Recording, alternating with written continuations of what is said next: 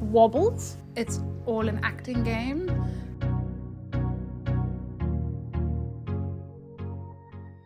Hey, hello, how's it guys, and welcome back to A Girl Named Cassidy if you are new, and how's it if you've been here before. If you guys follow me on Instagram, you will know that I recently did like a Q&A, ask me anything, which is what I wanted to do today in today's video. So let's get right to the video. I've got some really cool questions and stuff that I'd like to just get straight into. I've gotten this a lot from the beginning. Like when I say beginning, I mean like when I started making TikToks, people always want to know what my ethnicity is.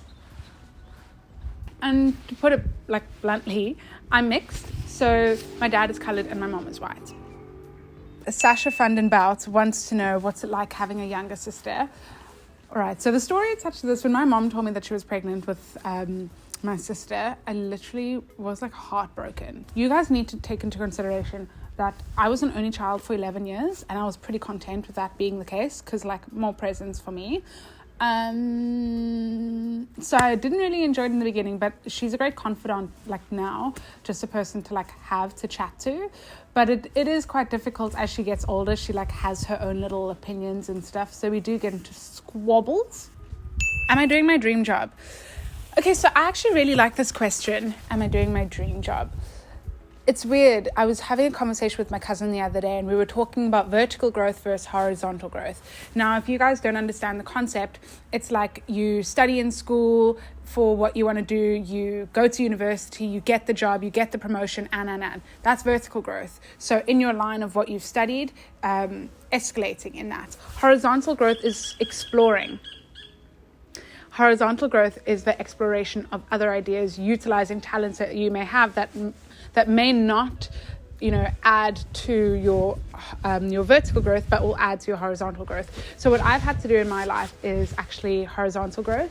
I started out wanting to do something and then that didn't work. So then kind of upskilling myself all the time and then finding something else to do. So it's weird. I've always thought that I wanted to be like a film actress and stuff, but the journey in which I'm getting there, like that is still my dream, to be a film actress. But the journey there has been absolutely insane and I've fallen in love with everything about it. I love waking up in the morning and doing what I do. Would you ever do a meet and greet? I'd love to do a meet and greet, but with the current state of the world, I don't think that's possible. But I am thinking of some cool things to try and do, like an e-meet and greet. But that's still in production, so. Any advice on how to stay motivated and on with social media? I do have advice. First of all, hold yourself accountable. So a really great analogy or a really good example of that is fitness. Fitness is for sure, for most people, I can imagine, it's a chore. But I'm not necessarily going to tell you, fall in love with fitness like everyone else is going to do. But there are going to be days where you're going to wake up and you are going to convince yourself that doing that workout that morning isn't necessary, or you'll do it later. Just like hold yourself accountable. I for sure know that if I don't do the workout in the morning, I'm not going to do it. I'm so bad at doing workouts in the evening. So it's just like, first of all, hold yourself accountable. Be like, I said I was going to do it. Plan ahead so you have something to hold yourself accountable for. So I diarize everything. Paige Britt Martin wants to know, what kind of exercise do you do? And also, how am I so confident? Okay, so the type of exercise I've really fallen in love with during lockdown is high intensity workouts. It's short bursts of really like, how do I put this? High intensity, that's what it is.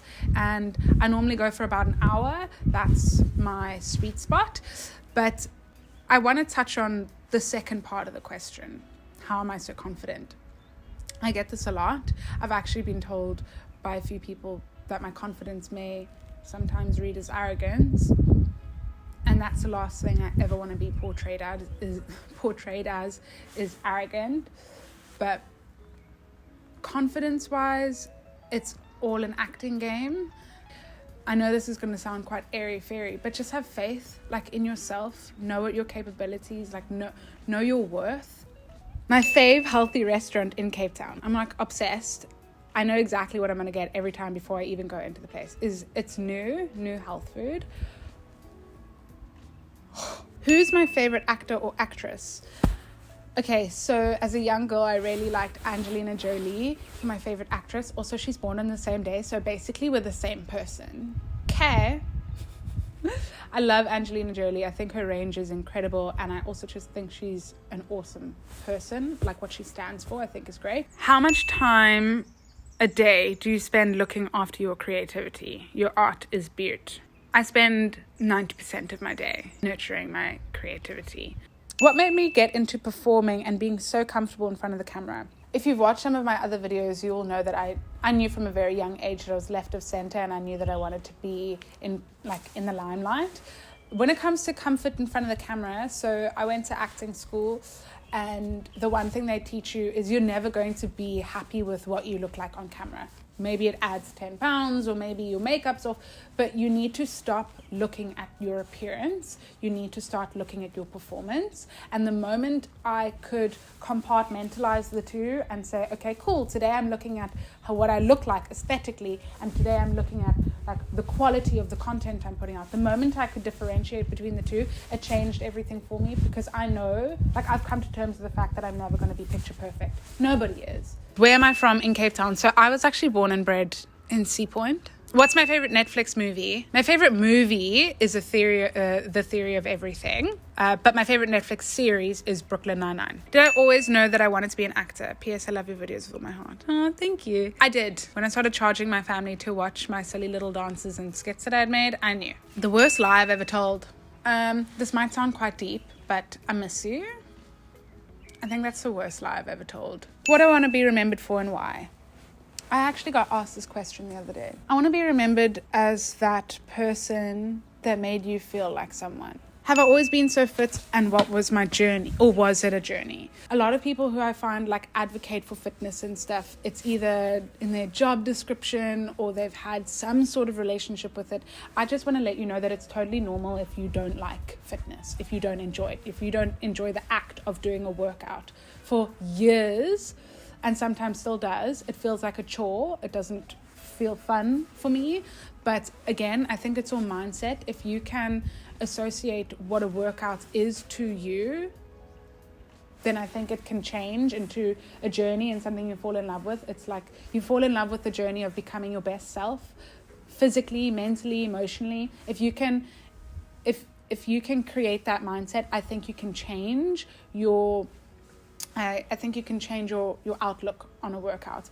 But I've always been really, really fit or into activities. I love, going outside, going for walks, playing games and stuff. At what age did I move to London? At 21. Most embarrassing story to date. When I was younger, I used to go to this theme park called Rotanga Junction. If you guys don't know or aren't from Cape Town, there was a theme park called Rotanga Junction, and it was literally only open for like 5% of the year. How they made their money. Anyway, so I went there with a bunch of friends, and I remember we were in the food court and I was in line waiting for my pizza. And I think the guy after me had ordered a really, really similar pizza. And when his arrived before mine, and so I just started eating it, like so much just straight out the box. And then they were like, number 34, and that was my number. So he just like watched me eat his pizza and then said to me, "Excuse me, that's my pizza." And I had a mouthful of cheese. Like, I literally think there was a string of cheese still out my mouth. And I just ran away with a mouthful of cheese. I mean, my pizza in hand, of course, but a mouthful of cheese? The audacity. Yeah, those are all the questions. So thanks for this. What was that on a little foot? Well, just turned into like a contemporary dancer. Anyway, thank you so much for watching this video. Please give it a like if you enjoyed it, as it really supports my channel.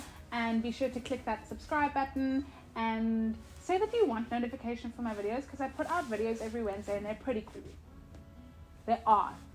They're pretty damn cool.